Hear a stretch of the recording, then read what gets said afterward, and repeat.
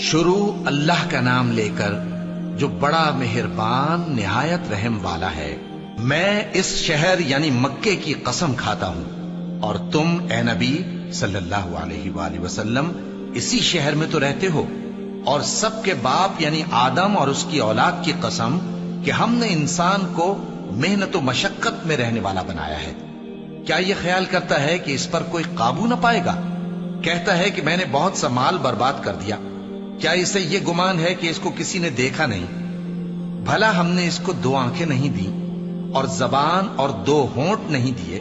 یہ چیزیں بھی دیں اور اس کو خیر و شر کے دونوں رستے بھی دکھا دیے، مگر یہ گھاٹی پر سے ہو کر نہ گزرا۔ اور تم کیا سمجھے کہ گھاٹی کیا ہے؟ کسی کی گردن کا چھڑانا یا بھوک کے دن میں کھانا کھلانا، کسی رشتہ دار یتیم کو یا مٹی میں پڑے کسی نادار کو۔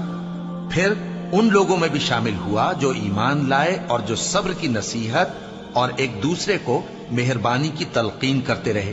یہی لوگ اچھے نصیب والے ہیں، اور جنہوں نے ہماری آیتوں کو نہ مانا وہی برے نصیب والے ہیں۔